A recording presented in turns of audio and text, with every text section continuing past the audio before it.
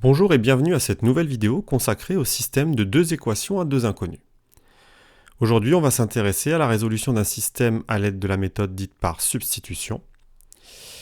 Et avant de montrer comment elle fonctionne, on va brièvement rappeler les principales règles qui permettent de manipuler les systèmes. En particulier les deux premières qui vont nous être utiles pour mettre en œuvre cette méthode. Alors, premièrement, si on ajoute ou qu'on soustrait un même nombre aux deux membres d'une équation d'un système, alors on obtient un nouveau système équivalent au précédent. Deuxièmement, si on multiplie ou qu'on divise les deux membres d'une équation d'un système par un même nombre non nul, alors on obtient un nouveau système équivalent au précédent. Et enfin, on rappelle également la troisième règle qu'on n'utilisera pas aujourd'hui, mais qui était utile pour la méthode de résolution par combinaison, méthode qui a fait l'objet d'une vidéo précédente. Bien. Alors en quoi consiste la méthode par substitution elle-même ? Elle se déploie en deux étapes essentielles. Premièrement, on va essayer de transformer une des deux équations du système de façon à exprimer l'une des deux inconnues en fonction de l'autre. Et pour ce faire, on sera amené à utiliser les propriétés 1 et 2. Une fois cette étape réalisée, on va ensuite substituer l'inconnu qu'on vient d'exprimer dans l'autre équation du système par l'expression qu'on a obtenue, de façon à aboutir à une équation à une seule inconnue. Il s'agit donc du même principe de base qu'avec la méthode par combinaison, à savoir aboutir à une équation à une seule inconnue, sauf que pour y parvenir, on va procéder de façon un petit peu différente. Alors autant illustrer ces deux points clairement à partir d'un exemple expliqué pas à pas.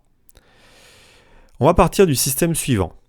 4x plus 3y égale 13, avec cette équation sera notée E1, et puis x moins 2y égale moins 16, équation qui sera notée E2. Comme on l'a dit auparavant, la première étape va consister à exprimer l'une des deux inconnues en fonction de l'autre. Donc ici, soit y en fonction de x, soit x en fonction de y. Or, avec un petit peu d'observation, on remarque qu'on peut y parvenir très simplement en utilisant l'équation E2. Pour cela, il va suffire d'isoler x dans l'équation en ajoutant 2y aux deux membres. On réécrit donc la première équation afin de conserver un système, puis on effectue l'opération sur E2 de façon à obtenir x égale moins 16 plus 2y. Donc ce faisant, on a bien exprimé l'inconnu x uniquement en fonction de y. Du coup, on peut d'ores et déjà passer à la seconde étape de la méthode, qui consiste à substituer dans l'autre équation l'inconnu x qu'on vient d'exprimer par son expression en fonction de y. On va donc réécrire la première équation en remplaçant x par moins 16 plus 2y. Ça nous donne 4 fois moins 16 plus 2y entre parenthèses, plus 3y égale 13. Remarquons au passage que les parenthèses sont ici indispensables. Et c'est cela qu'on appelle l'opération de substitution, d'où la méthode tient son nom. En procédant comme ça, on obtient donc une équation où ne figure plus l'inconnu x, mais seulement y. Donc une équation à une seule inconnue, et que l'on pourra résoudre sans grande difficulté. Et on n'oublie pas bien sûr de réécrire la seconde équation, toujours pour conserver l'équivalence de notre résolution. Alors, comme cette résolution va nous prendre encore un certain nombre d'étapes, et qu'il ne va pas être possible de tout afficher simultanément, on va simplement reprendre à chaque fois en haut de l'écran le dernier système affiché. Du coup, on va résoudre notre équation ne comportant plus qu'une seule inconnue. Dans un premier temps, on va successivement développer puis réduire. Ensuite, on va classiquement isoler le terme en y.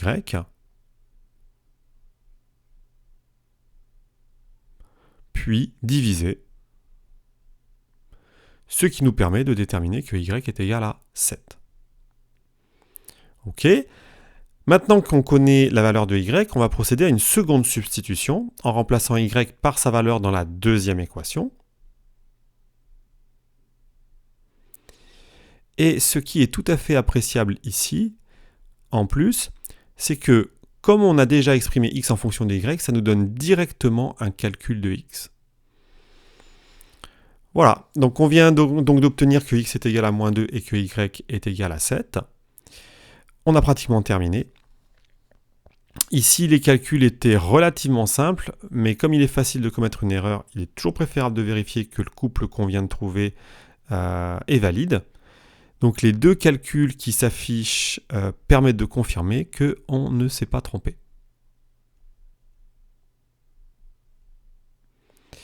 Conclusion.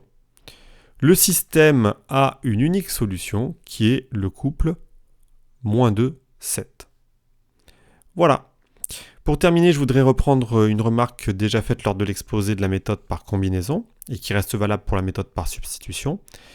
C'est que, en fait, il y a plusieurs façons différentes de mettre en œuvre cette méthode. Mais au bout du compte, on tombera de toute façon sur les mêmes couples solutions. Enfin, pour peu qu'on n'ait pas fait d'erreur, bien sûr. Voilà, il ne me reste plus qu'à vous dire au revoir et n'oubliez pas que la seule façon d'apprendre les maths, c'est de les pratiquer.